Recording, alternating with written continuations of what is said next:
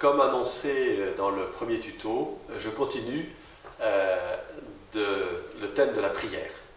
Et aujourd'hui, je pose une question très simple. Avez-vous un coin prière chez vous? Pas besoin que le coin prière occupe la moitié du salon, qui est en image qu'on se croirait à la chapelle Sixtine, mais d'un autre côté, que signifie une minuscule croix accrochée au mur et qu'on voit à peine?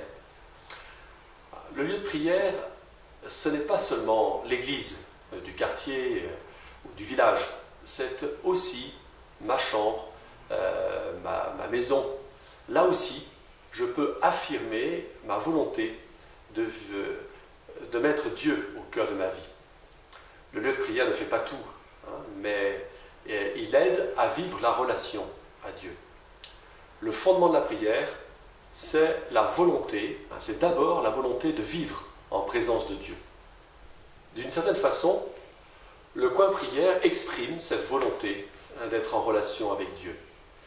Là où j'habite, dans le lieu qui m'est le plus intime, ma chambre, ma maison, je mets un signe comme quoi Dieu est présent et comme quoi je veux vivre en présence de Dieu. Le coin prière est en quelque sorte une affirmation, une confession de foi, un témoignage.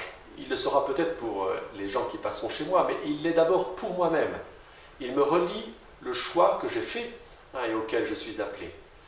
Cultiver le lien vital avec Dieu qui ne cesse pas de m'aimer. Et puis, le lieu de prière et la façon dont je l'aménage peut soutenir ma prière au moment où je m'y recueille. Rappelons-nous que nous sommes incarnés. Ça veut dire que nous ne sommes pas de purs esprits, mais que de nombreuses informations passent par notre corps, plus précisément par les sens de notre corps. De nombreux messages nous sont adressés à travers la vue, l'ouïe, même l'odorat, le toucher. Et les ressorts de la publicité connaissent bien cette réalité et en usent largement. Dans le domaine de la relation à Dieu, nous avons aussi besoin d'être soutenus par des choses à voir, à entendre et même à sentir, à toucher. Dieu s'est incarné pour cela. Il a pris visage humain. Alors concrètement, divers objets peuvent nous aider à prier. Tout d'abord, une image ou une statue de Jésus qui représente Jésus. La personne de Jésus est au cœur de notre foi chrétienne et de notre vie chrétienne. Je connais une femme qui a vécu un retour à la foi grâce à une image du Christ. Ensuite, la croix. La croix est un symbole très fort pour nous, chrétiens.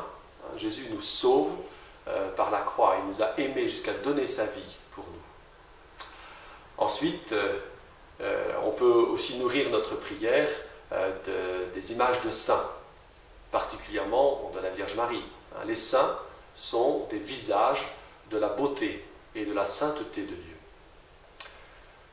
Une bougie allumée aussi, elle est évocatrice, elle attire notre regard, elle est vivante, elle nous dit que Jésus s'offre toujours à nous pour être lumière pour nos vies.